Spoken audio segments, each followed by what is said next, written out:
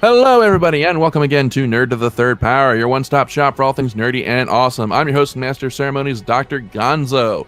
With me, as always, this epic quest of awesomeness is our resident anime goddess, the Cat. Cat, how are you doing this week? I'm doing okay. I'm all right. You That's sound like enthusiastic. I'm sorry my state is back under floods. I don't know what to tell you. I haven't slept for like 2 nights because of the storms. So you literally just rode on in. Okay, all right. Yeah, it's been kind of weird, guys. I'm tired. I'm just so goddamn tired. That does explain the dinghy that you brought in with you. Yeah. Yeah, I pulled up. I pulled up to the studio and I saw like a fucking rowboat there, and I'm like, what's going on here? My paddles in the hall just, like we'll just need to put a little like wet floor sign near it because it's still kind of dripping. Yeah, we probably should. That's a workplace lawsuit waiting to happen. Anyway, Skyblaze, all over this. Skyblaze, how are you doing this week? Better than last week. So, yes, I'm Always alive good. this week. I was close to dead last week. Your body plots treachery once more. Yes. And Birdman, how are you doing? My nipples stand erect. I'm great. That's what I thought you'd say. Good to know. Whoa, okay, Stunned silence. Yes. we're gonna have to have a talk, you and me, Birdman. But yes, we got a full boat this week, at least for the first half, because Birdman's been ducking out after Ask a Geek. But we got a fun show tonight. Tonight we are going to be discussing Lucifer and Good Omens. A couple of topics that Cat and Skyblaze have held me at gunpoint to get me to put on the rotation, such as their love for these two properties. Sword point, please. I'm civilized. So, but that's going to be fun. But of course, there's procedure to follow. So we're going to begin with our semi-recurring segment, the random topic of the week. So I have talked about how I collect video games, and Skyblaze also collects as well. Maybe not as gung-ho as I am, but she certainly is a collector of her own stripe. Mike, you collect toys. And Cat just hoards dice like a dragon of old. Oh my god, it's real bad, you guys. And of course, in every kind of collection hobby, there's always items that are going to be really expensive. I know for a fact that I'm never going to be able to afford a copy of Agane for, Super Nintendo. Skyblaze plots my murder to get my copy of Knuckles Chaotix, and Yep. Birdman has traded in some pretty significantly pricey toys in his time. So, but of course, there's also those items that are just kind of weird and off the wall that when you kind of look into them, you kind of get surprised. Wow, people will pay that much for this sort of thing. And this topic came up from something that you discovered a couple weeks ago, Skyblaze, that turned out to be a pretty nifty item that people would be willing to pay a bunch for. So why don't you tell us a bit about that? Which are you referring to? The watch. Oh, the watch, right, yeah. Back in the early 90s, my parents gave me this little LCD watch that was Super Mario themed, and it actually had a little like Game & Watch style game on it. It ran out of batteries sometime in the late 90s, early 2000s, and I just put it in a box and forgot about it. I rediscovered it relatively recently, and it had the world's most minuscule screws, but I did manage to get them out and put a new battery in, and discovered it still worked. And out of curiosity, I just did a Google search for it and discovered that, yeah, people actually pay a decent amount for these. I think a version still in box was going for like 80 quid. My version, well, it didn't have its buckle on it, so I had to replace the buckle on it. But yeah, it was one of those things where I was like, really? Why? So the random topic this week is, what is the weirdest thing that you've seen in your hobby go for a lot of money? So Birdman, you since you deal with toys, what's a toy that you're surprised that people have paid a lot of money for, that you're surprised that you had to pay for, that got paid a lot for? It's a part to the Ghostbusters original Kenner Firehouse, because finding these complete is a bit of a trick. Usually, the containment unit's missing, the top's missing of the containment unit, or maybe the fire pole. But the part that always goes for large money is the firehouse sign. the one that has the Ghostbusters logo on the front of it. I have a custom one because I don't care. I've got the Ghostbusters logo on one side, the other one is the Ghostbusters 2 sign, so I have a dual firehouse. That part alone I've seen go for, at the time I seen it go between $50 and $100. I don't know what it's worth now, especially with the advent of 3D printing. But yeah, people will pay stupid money for old parts to old toys. Another part that I know goes for large money is in the Transformers fandom. If you're a fan of the character Jetfire, he's based upon the Macross Bandai toys or whatever. And when he transforms, he has different parts of his armor. The armor goes for a chunk, but the part that goes for the most is an easily lost tiny clip that goes into the gun. That can set you back a couple $100. Damn. Things like Swoop's head as well. Yep. Yeah, that tends to go for quite a bit. I've seen it because there's parts bins at conventions where with individual posted parts, and it's like tiny pieces, and they're like, how much for this? 50 quid. What? Yep. Oh yeah, Transformers parts, especially from the 80s, are annoying, and especially since a lot of these toys were played with, they're worn out. That's why sometimes you can sell broken Transformers for a surprising amount, because people will part them out and Frankenstein their own complete versions. Mm-hmm. Okay. Kat, what about you? What's something that you've been surprised to see go for a lot of money? Nothing really. But on the other hand, okay, so I was getting ready to do like a yard sale thing, and I was like, I'll sell some of my pops, because if you don't know me, then you don't know that I have about a bajillion pops, because I bought like 5, and then people were like, oh, she collects them. We'll give her all the pops. So I have like so many. And I expect them to be like Beanie Babies, like, oh, the resale value, non-existent. So I was going to go sell some, and then I just like looked on eBay at some of them, and I was like, oh, why did I ever take that out of the package? I guess I'm not selling this at a little comic book shop yard sale for $5 just to get it off my shelf. Guess I'm gonna sell that on eBay for like $50 because apparently somebody needs Spike from Buffy more than me. Those convention exclusives will go for loads of money too. It's insane. Or the Loot Crate exclusives. And they're going out of business, so if you got those Loot Crate exclusives, you're sitting on some buck right now. I do have some Loot Crate exclusives. Oh shit! I do too. Sold some of them, there's also a really weird thing that happens with it's not just Funko Pops. There's also the Gundam kits, and there's a few things like Magic cards and Yu-Gi-Oh cards, because of the companies either screwed up the distribution, or a kit was just not released in a given region. I know there's a lot of trade between Japan and the UK for Gundam kits, because some of the Gundam kits were very common here are rare as rocking horse poo over there, and vice versa. Man, you want to talk about... Sorry, go ahead. I've got a friend of mine who owns one of only 2 of the particular Gundams that exist in this country. Wow, man. Swing back to talking about Magic cards. Let me tell you about my man Chip, who for a stretch of like 2 years was unemployed, yet still managed to pay all of his bills and still be able to have money to go out and raise hell with me. And one day I finally asked him, I was like, dude, I never hear about you going to work. I know you. I don't think you, unless you got a job or something I don't know about. Where are you getting the money? And it's like, oh, I just once a month I go up to Squabbles and I sell a Magic card. Not Magic cards, Magic card, singular. Jesus. And the nature of the proceedings was there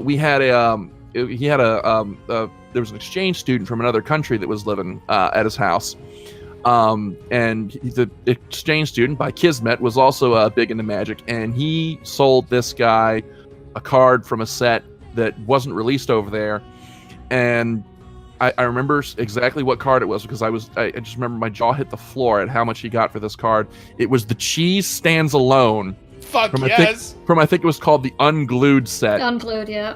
Yeah, and this guy paid him about $500 for this card. which which now, granted, I don't know Magic, but I don't think that card is worth that much. It was, I think, yeah, it was from the Unglued set, and I think the Cheese Stand alone, I think that came as a promo card in like Toy Fair or something like that at the time. So this kid could have went to his local newsstand and got it, if I'm not mistaken. So yeah, he got taken for a ride. Good on him. Yeah. So so anyways, now I want to put the question to you, our audience. What is a weird item, a weird geek item that you've seen go for a lot of money that you wouldn't really expect to see go for for the big bucks? So yeah, just go ahead and sound off in the comments or in the email, and let's hear from you. And so with that, now we are going to jump right into our favorite segment, the Ask a Geek, and let's see, we got some questions here. Alrighty, let's see. Okay. All right. Okay, here's a good question here from all of us. I said from all of us. No, for all of us. And it is from Tyler, and he asked all of us, have you ever been interested in a fandom that you are not interested in the core source material? For example, maybe you collect art books for an anime that you don't watch or toys for a movie that you have never seen. So I'll go ahead and open with this one because I actually have an answer at the ready for it, and that is I have never played a Splatoon game. I don't play because I don't play online games. I mean, I have them in my collection, but I've never like really played into them very seriously. But I have just like fallen in love with this world and its characters and its designs. And I've got I've got the art books and I've got a couple of the amiibo, and I actually a couple weeks ago I also purchased this is for my above door shelf of awesome things. I purchased a pair of Callie and Marie plushies that I sat up there with my Morgana plushie from the Persona 5 collector's edition in between them. So Morgana's up there being a little pimp daddy. But yeah, I've just fallen in love with like this world that Nintendo has created of these little squid people, but I have never played the game once in my life. So yeah, Skyblaze, what about you? Any similar interest in periphery interest in a fandom? I'm trying to think. I suppose there's kind of a slight reverse thing in that I'm not a huge fan of manga, but I do have a whole fuck ton of the dot hack mangas because I wanted to know the rest of the story, and some of the story for dot hack is only in the manga, which is very irritating. One of the manga series is terrible, but most of them are all right. Okay. Kat, what about you? By proxy, I enjoy Kingdom Hearts. And I know like a bit about like a lot of the different Final Fantasy games because my roommate is super into all of them, and I've like one of my friends has forced me to sit down and watch a playthrough a lot of Final Fantasy VII, and was like, "Here, take my costume and be part of my cosplay group." So I've like cosplayed Final Fantasy without like ever playing the games. You just absorb it by osmosis. Yeah. So it's like I'm heavily invested in the characters of Kingdom Hearts, even though I have never played a game of Kingdom Hearts. It's just like a lot of watching my roommate play, her telling me about all the characters, and me like reading the Wikipedia for it, just going, "This is so weird. I can't keep track of anything." So yeah, that's what I'm like a proxy fan of. It's like I enjoy these things. I'm not gonna go out of my way to like play one of the games or anything, but I'll just like enjoy it from the sidelines and enjoy people's reactions to things. Okay, all right. Birdman, what about you? I'd say I was a proxy. I was a fan, then I very heavily fell out of it. Of the Walking Dead franchise. I only ever watched the TV show. I tried to read the comics. I gave up after issue 30. And I'd occasionally read the Wikipedia just to see what was going on every now and again. Because the TV show burned me so bad. But the comics, I'd read something interesting happened, like, "Oh, you'll never believe who dies in this issue," or how this sets up the world now. I'm thinking, okay, well, that's cool. I'll check it out. And yeah, it's always been one of those things where I kind of want to buy the comics now that I know I can get them in one complete shot. Just buy the collections or buy them digitally.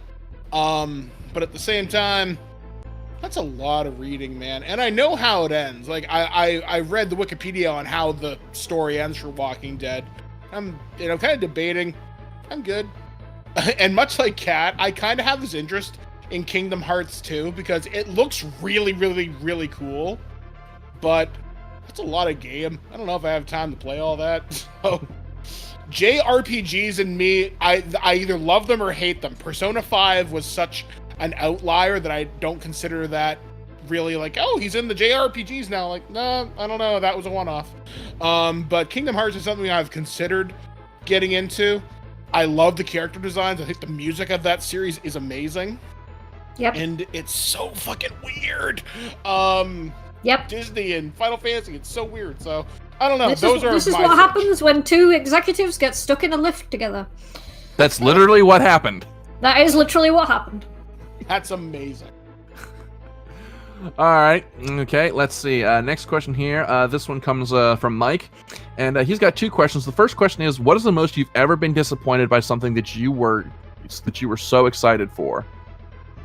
So I'm gonna take some time to think about this one. So Kat, why don't you go first on this one?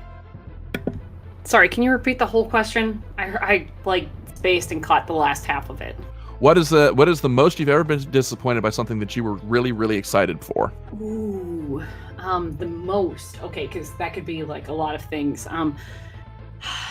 Because I think it's so near and dear to my heart, I'm gonna say the Hobbit movies. Ooh. Because Lord of the Rings is like my favorite like film franchise. I love the books so much. I love the Hobbit book. And I needed that movie, that trilogy to be so good. And a lot of it was good, but there was so much of it that was not good. And it was like, just a couple of changes and you could have had a solid film series. There's a lot of stuff in the Hobbit movies that I'm willing to forgive out of fandom. But there was a lot of stuff where it was like, this served no purpose and shouldn't have been in this film, and shame on you for including it. And it's just, like when I'm there in the theater, I love it. And then as soon as I get out of the theater, I'm like, fuck, that could have been so good, but it wasn't. Okay, Skyblaze, what about you? I think mine's probably Tron Legacy. Really? Ooh. Yeah, because I am a massive fan of Tron. I even my computer won't play it, unfortunately. Well, the computer Your computer at the time isn't doing anything. I tried to find a copy of Tron 2.0. Eventually, I just gave up and watched a long play of it. My favorite level in Kingdom Hearts 2 is Space Paranoids, the Tron level. I have a Tron Keyblade, for God's sake. And then they were like, we're making a sequel to Tron, and I was the happiest fucking person. Because I'd even like done a role-playing game that had elements of Tron in it. And I was so excited because it looked great and the music sounded amazing. And then I saw it and the story was eh. And the main character was some asshole and no one cares. It's like, what? Why? But it looks pretty. That soundtrack is bitchin', man. Yeah, the soundtrack is amazing. And if you pretend that it's just a really long Daft Punk music video, it's fine.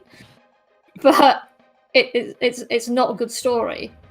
And I was so sad about that because I love the world of Tron so much. Okay. We did at least get a decent animated series out of it, so there is that. Okay. All right. Well, for my answer, and I think Birdman, you will join me in pouring one out for Mass Effect Andromeda because you and I were both just like salivating. I forgot about game. that. I had a different answer for you, but yeah, I forgot about this. Fuck yeah! What a punch in the balls, man. We were just so excited for it, and I know Birdman, I think you got a review copy of it. I still haven't played it because like everything I've heard about it from sources I trust, was just like, it is not a worthy successor to the original trilogy, and that disappoints me so hard, because like everything I read about it leading up to the release just had me so stoked and excited for it, because you and I, we're both huge fans of that universe. Like that's one of those universes like we could just live in. Like we don't even need to do anything epic or important. We could just be like like a janitor in that universe. We'd be the happiest people in the world. But like, oh god, yeah, Mass Effect Andromeda, just such a disappointment. I will say this: it's worth playing through once, but be happy with the romance you take and have that as your canon playthrough, and you'll be fine. The answer I was going to give, this may surprise you. The thing that disappointed me the most, because I was so excited for it, Alien 3. Back in the 90s, because I'm older. You were on a very famous TV show. Sorry, I couldn't resist. Thank you. So I was watching Aliens, and at the end of Aliens, Hicks, Newt, and Ripley survive. They're on the Sulaco. They're going back to Earth. So Alien 3, cool. There's going to be more aliens. It's going to be just like Aliens. It's going to be more fighting. It's going to be cool. It's like Vietnam in space. Instead, we got a very claustrophobic movie about Ripley running around with no guns on a prison planet, which is cool in its own way, but it wasn't what I wanted. And I'm very young at the time, so I'm obviously no connoisseur of cinema at that age, but I was disappointed because I wanted to see more cool aliens, more guys in suits, more things running around. And the dog runner alien, as cool as it looks, doesn't look as good as the warrior type that we saw in Aliens. So I was like, man, that effect has not aged well at all.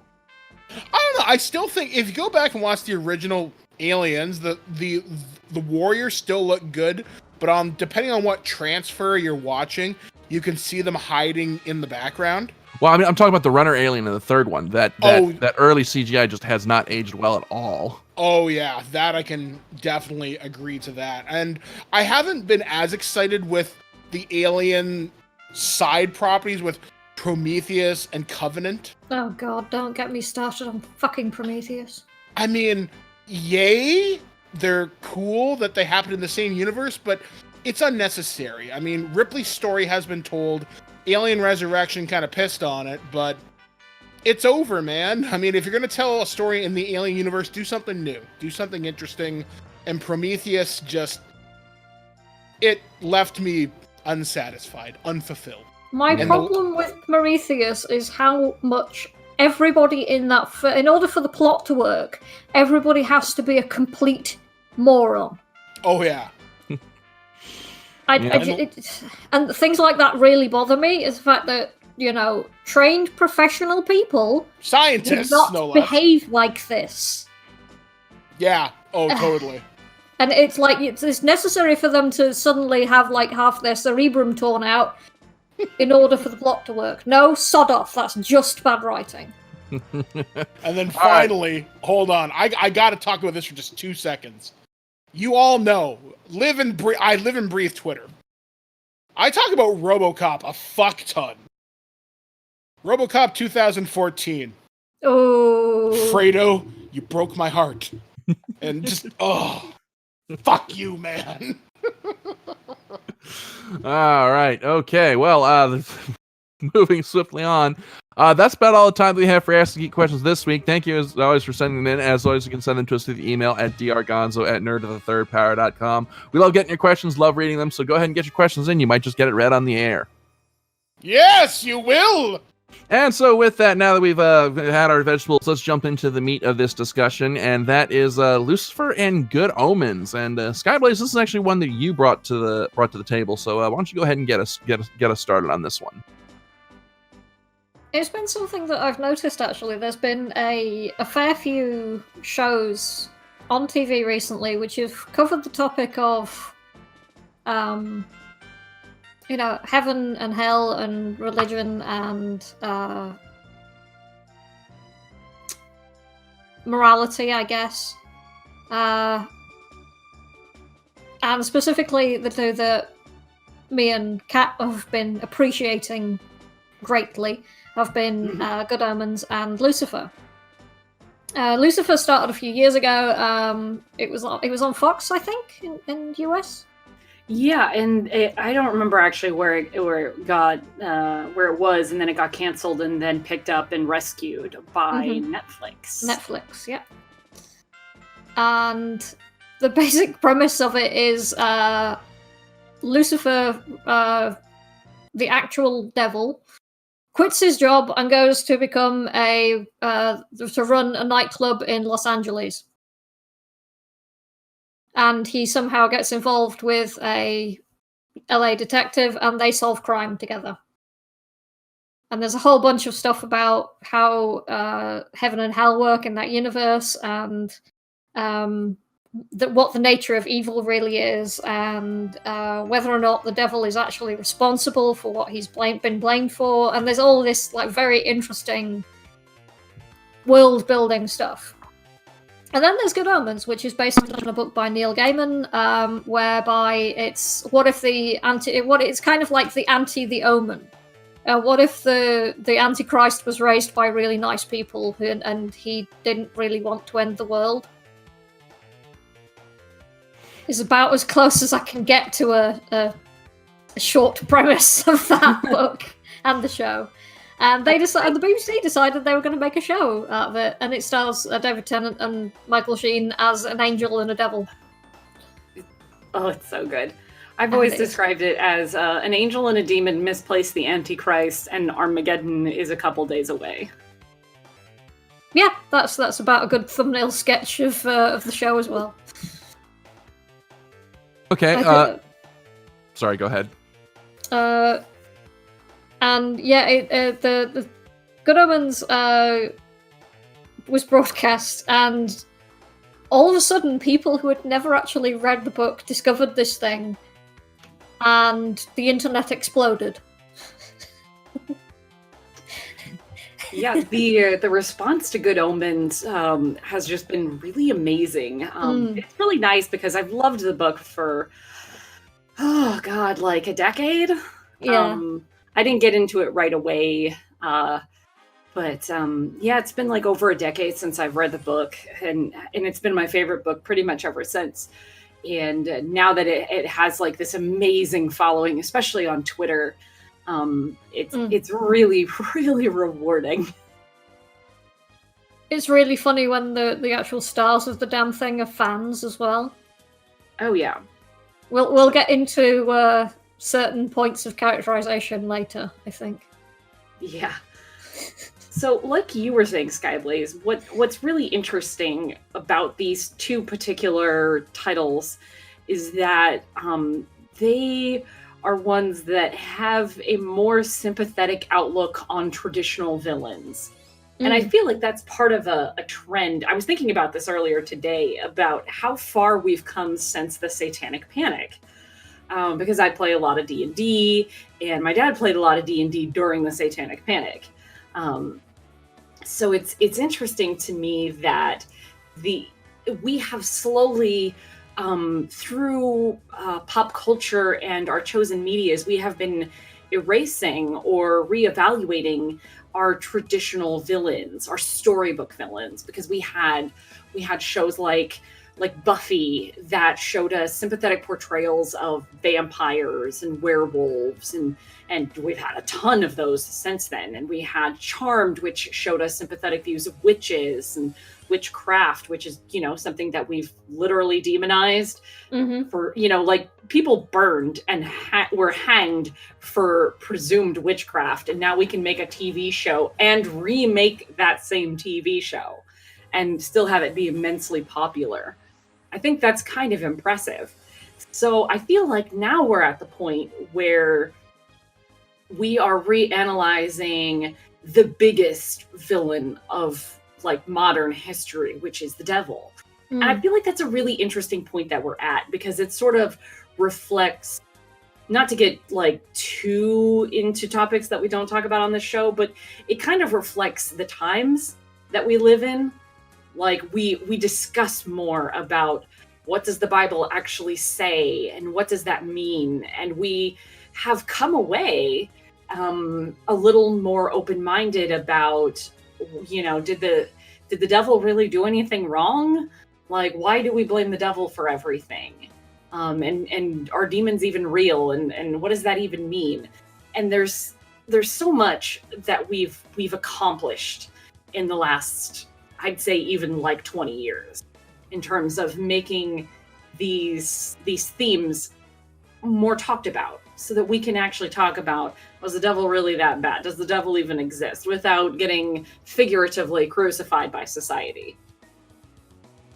And one of the most interesting things that Lucifer sets up for me is to change the perspective on Lucifer's fall from being an angel to being the devil, as turning it from a great victory for heaven into being a tragedy for him, and how awful it was for him to say, look, I just want to make my own decisions, and for him to be so horrifically punished for it.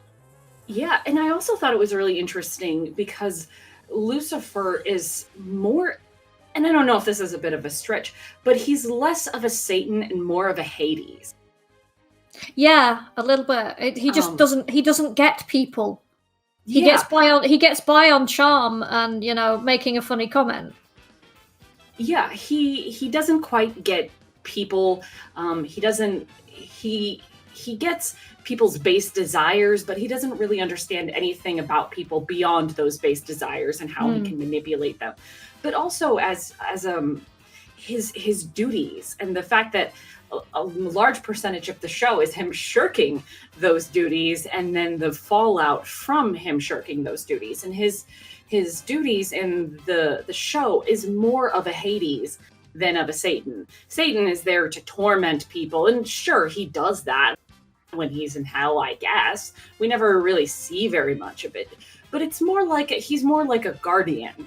He's more like he's keeping the souls of hell at bay. And it's more of a job. It's kind of like he's set hell up to do the job for him. He doesn't really want to get his hands dirty with all of this awful stuff, torture and everything. So he's got his demons to do the actual torture for him, and hell's been set up in such a way. For those that haven't seen the show, hell is set up in such a way that it's your own guilt that keeps you imprisoned in hell, and you're kind of locked in these time loops where you keep living your terrible decisions and all the horrible actions that you've taken over and over again. And that's the only thing that's keeping you there. So he's kind of managed to arrange it in such a way that he's got this very hands-off position where it's like, a soul arrives in hell, it punishes itself. So he doesn't have to get involved. So he's like, why am I even here? Hello? Yeah, I was trying to think of a good comment, but I couldn't think of. And I've not seen either of these, so I can't really comment. Yeah, I'm literally just here holding the microphone. Shall we talk about his relationship with the main female lead? Yeah, because I think that's part of what I think it's sort of Lucifer's relationship with Detective Chloe Decker. His relationship with Decker is I think what causes probably a lot of it to stray from the comics. A lot of the setup of the TV show strays from the comics, but I don't know the comics very well. I just know that, they turned it into a procedural cop show because that's what they can put on TV. A lot of the stuff in the comics is very out there and wouldn't really translate very well to a TV show, I don't think. Mm-hmm. You'd need a much bigger budget for one thing. Yeah. So his relationship with Decker is really interesting because he doesn't get her. And we've talked about this, a few minutes ago, but he doesn't understand selfless people. It's also that his powers don't work on her. Yes. And without that crutch, he's completely at sea. He's like, how do I cope with you? But it's also that also fascinates him at the same time, because this is someone he can't manipulate. And it forces him to to change. And I think that's part of what makes Lucifer such an interesting show is his progression as a character. And you see it through multiple lenses. You see it through his own eyes. You see it through, one of his hellish servant's eyes. You see it through his angelic brother's eyes. You see it through Chloe Decker's eyes. His therapist's eyes, which is a very interesting twist. God, his therapist. I feel so bad for her.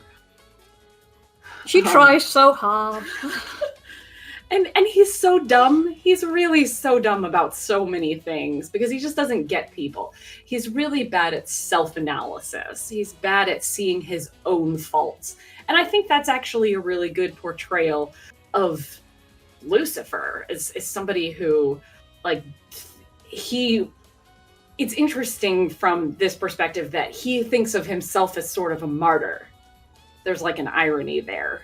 That he doesn't think he really did anything wrong, and his punishment didn't fit the crime, and he doesn't do wrong. He'll do little bits of evil, but not the evil that people accuse him of. And certainly he doesn't see himself as a bad person. So he has a really hard time self-analyzing because he's so caught up in his own image of himself. Yeah, one of the fact that he doesn't lie. I mean, he will just not say a thing, but he doesn't tell direct lies, which is the whole. He is the Prince of Lies who doesn't tell a lie, and that's really an interesting point.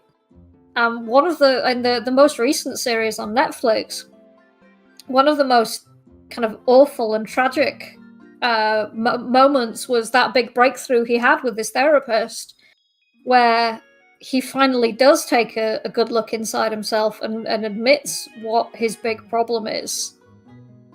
And you find out that he is actually completely consumed by self-loathing, and it's so awful and tragic and painful. Sympathy for the devil, no, really. And I think, sympathy for the devil is what makes this show, I don't want to say unique, but it makes it compelling because we're in a place in society now where we can actually analyze and think a little bit harder about, we all went to Sunday school or most of us went to church or were forced to go to church as a kid. And a lot of people. And this is a show that allows us our own thoughts and feelings about religion and about the devil and what we think about the concept of evil and where evil resides. And I think that's what makes this show really interesting for a lot of people, is it makes you question. But it's also really goddamn entertaining, because Lucifer is really, really entertaining. God damn, is Tom Ellis pretty. Oh, he's so pretty. I mean, wasn't that the campaign ad for him on for the Netflix season? It's him coming out of a pool. Yep. Just looking so good. There's so good. Okay, I'm sold. Temptation accomplished. Oh. Achievement get. Now, in contrast, Good Omens is totally different in every way from Lucifer. Oh yeah, it's got much more of a comic bent. Yes. But then based on a book that's half written by Terry Pratchett, what do you expect? So I love Good Omens. It's so amazing. I love it. I could go on forever about it, but I think what appeals about Good Omens to you, Skyblaze? Because I could go on for a while. I think one of the main things that most people have taken away from it is how fascinating and cute the dynamic between Crowley and Aziraphale is. It is really cute. The other thing is the idea of what if the Antichrist just went, "Nah, I'm good. Thanks. I'm good with my family and the Earth as it is. I keep all my stuff here. Take Armageddon back." That the bit with the dog.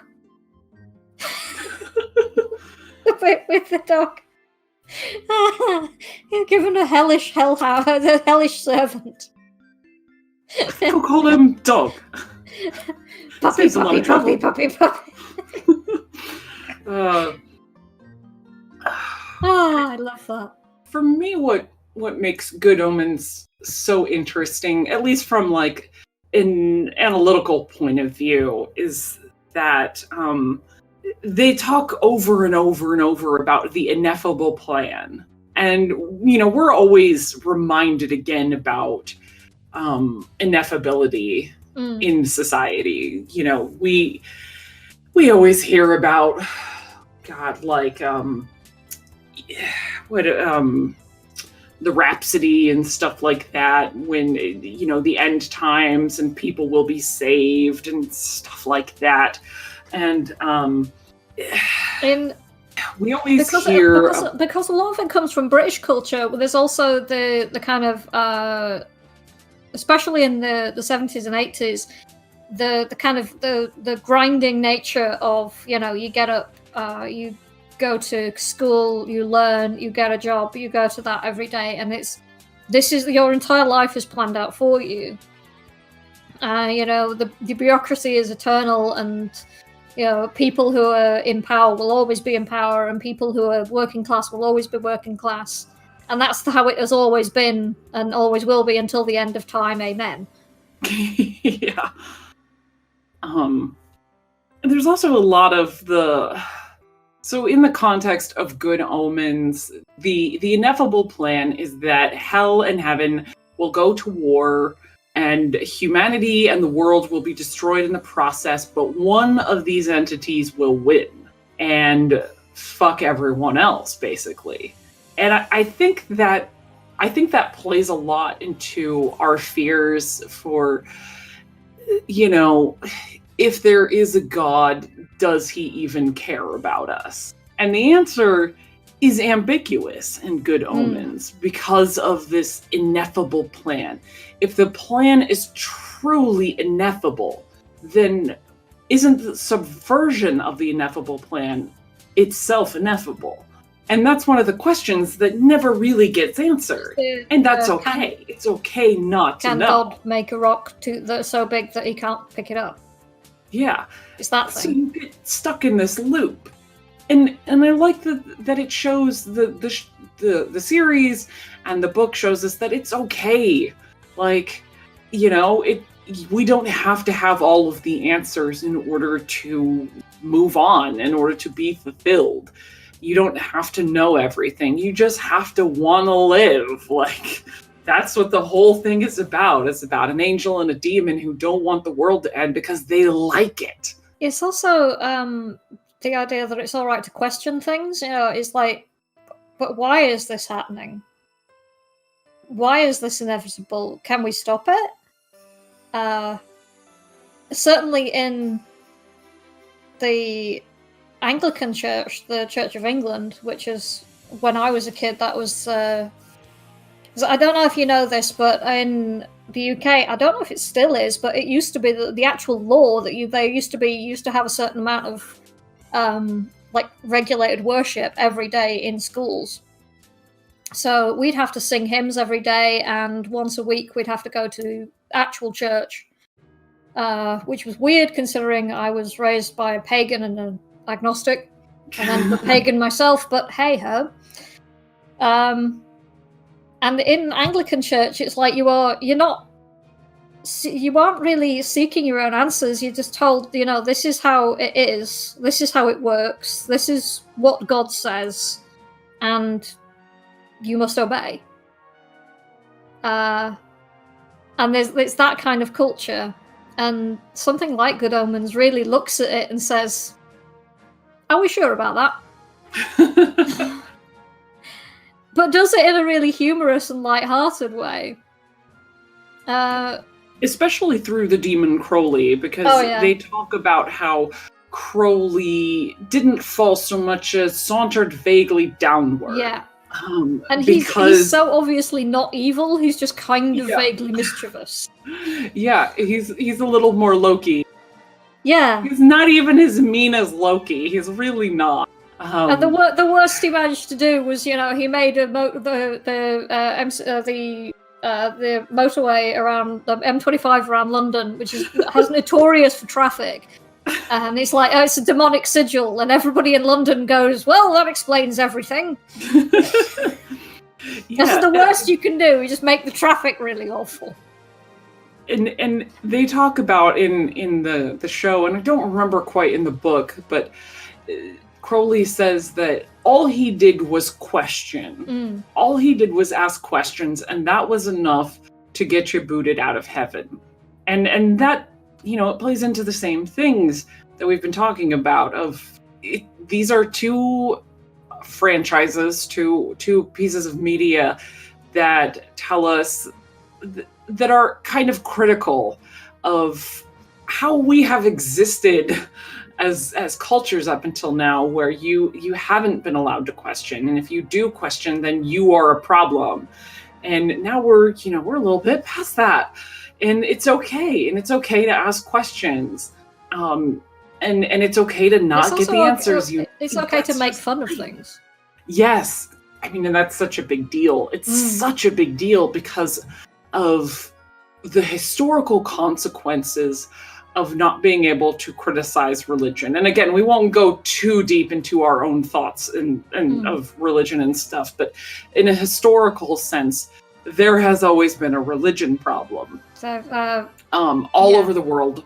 And from not following Spanish in line has led to a lot of really...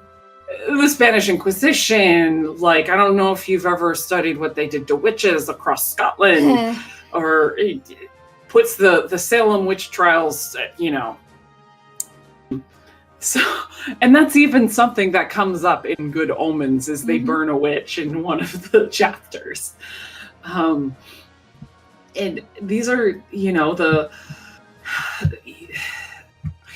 totally don't even know what I was going to say. It's just, these are such good representations of it being okay to ask questions, it being okay to have doubts. You're allowed to come to your own conclusions. It's smart, and it's safer, and it's good to think for yourself and not just do exactly what you're told all the time. It's okay to have a guide if you need a guide, but it's okay to think for yourself too. Also okay, and these are really important messages to have, nowadays. Have a friend who's not on the same quote unquote side as you. Yeah, it's okay to disagree.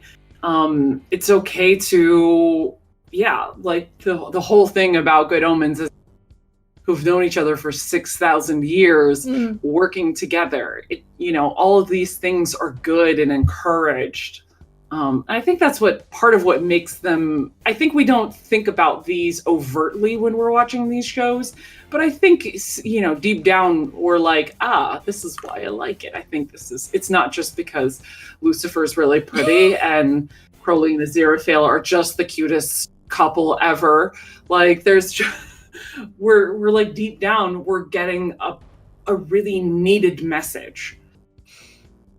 There's also, can we talk about the casting of Crowley and Aziraphale? Yes. Yeah. When I heard that it was David Tennant and Martin Sheen, I was like, I don't know about that. And then I saw them in costume and went, oh my god, yes. And then I saw them on the actual show, and that's entirely how my mental image of them is now permanently. That's what they look like and sound like now. Yeah, I've thought for many, many years about what my ideal casting would be like, and now I don't even remember what it was because this casting ended up being so good. And I didn't really like them in costume until I watched it. I was like, oh, really? We're going to do David Tennant with long hair? That's what we're going to do? And then I watched it, and I'm like, oh, David Tennant with long hair. Please tell me more. I would like to subscribe to your newsletter. That's exactly how it went. They couldn't have. Well, also because I had listened to the BBC radio show, and I really liked the vocal casting of Peter Serafinkiewicz, as Crowley, I really, really like it, and I would still think that he would make a really excellent for live action as well. But since I've got David Tennant, like, we're not gonna outrank him in terms of stardom, so we're just accept it that this is gonna be our Crowley. And that just, oh my gosh, what an incredible job that they did. For all that Lucifer strayed from the comics, Good Omens like duct taped itself to the book and was like, I will keep every piece of dialogue the same. I think the fact that Like- Neil Gaiman was so closely involved in the Yes. scripting probably helped. Yes. Whereas to the best of my knowledge, he was barely involved in Lucifer. He just kind of like went, yeah, okay, guys, you carry on. Yeah, Good Omens follows the book so incredibly closely that you couldn't do it in order, but you could definitely like find your section of the book and find the part in the episode and follow I also it. love that all perfectly. the Queen music is in it. Yes, Sort of made yes. me laugh so hard. Really, really good soundtrack. Because the whole thing about like every album in your car will gradually turn into Queen's greatest hits has been a running joke in UK fandom for decades. Has been a running joke since that book came out. And it's true. To the point where there was a friend of a friend said, "Oh, there's a new album by somebody has just come out." I'm like, "Oh, well, I only know some of this stuff." It's like, "Oh, great, I'll make you a mixtape," and handed it and gave. I think it was actually a CD, but gave them the CD, and it was unmarked, and they put it in their car stereo because that's how they always listen to new music, and it was Queen's greatest hits. It could not be anything else. Magnificent Troll. But yeah, the soundtrack has been amazing. The casting has been amazing. Martin Sheen going on Twitter to explain that he got into character by reading. Like run low on time. Let's just give our overall reviews Okay. of these two entities because they are very different, and we are trying to cram a lot of talk We into are. one episode. Um, So okay, lay it down. What is Lucifer like? How do you like it? Lucifer starts out as a supernatural police procedural and then develops into this very, very strong character drama that's really quite dark in places and explores the nature of morality and the nature of evil and what it means to trust people and develop a relationship. Whereas Good Omens is much more lighthearted, but does deal with some fairly deep themes, but doesn't do it in the same kind of affecting way. It kind of tweaks you subconsciously while making you laugh like a drain. So, yeah, I think that is a fairly decent thumbnail sketch of those. And what are your? I mean, like on a terms of how much do you personally enjoy them? I enjoy them on pretty different levels, actually. The Good Omens is the sort of thing I'd reach for if I'm feeling a bit sad. Because it is so... There's a lot of joy in it. Lucifer is the sort of thing I'd look at when, I'm feeling maybe a bit pensive or... I'm already in a decent mood, so I don't mind something a bit darker. But it does have its incredibly funny moments and clever writing. I couldn't say which one I want like more because they are so different. They are quite different moods of show. What about you, Kat? Well, I haven't finished Lucifer. I'm still very behind. So, but it's one of my shows that I put on while I'm working, not like at work, but like when I'm working on convention stuff or just like editing photos or something. I can throw Lucifer on my second screen and just enjoy it going on in the background, and just having it on and taking it in and stopping every 5 minutes to eat up some piece of drama. I really enjoyed. Sorry, I just hit my mic. That was great. I really enjoy this show. The second season is a little in some places, but overall, I just really enjoy the show and the concept of the show. Good Omens, on the other hand, is the show that I sit my friends down and I go, "We're binging this right now." So here's some booze and get ready to laugh your ass. I think I've probably watched it since it came out, probably seen it beginning to end 6 times. Because again, Good Omens is like my favorite book. So I immediately like binged it and then binged it with my roommate. And then I was working a lot of weekends to get ready for some stuff at work. So I was actually throwing it on in the background at work and just listening to it. And was getting through it in like a day. I don't know why my workplace doesn't block us from watching like Netflix. Well, they do block us Netflix, block us Amazon Prime. Really should, because I've managed to watch Good Omens like 3 times. Well, now that you said that, and you said that you have coworkers who listen to this show, you might have just screwed yourself on that. Maybe you'll go in next week and they'll have actually blocked it. It's, you know what? The members of IT aren't going to do that to me. like if somebody from HR heard that, sure. IT, they're worse than me. But yeah, both really good shows. If you are into a more philosophical approach to things, you might want to check them out. I cannot recommend Good Omens enough. And I'm constantly just like shaking people, going, "Watch it." All right. So it sounds like both of these properties, both Lucifer and Good Omens, definitely worth checking out. Then. Yeah. Absolutely. Yep. Okay. All right. Well, that is about all the time that we have for Nerd to the Third Power this week. Thank you as always for tuning in. We'll see you guys in a couple weeks. As always, I'm Dr. Gonzo. I'm the cat. I'm Skyblaze. All right. See you guys in 2 weeks. Taka, play us out.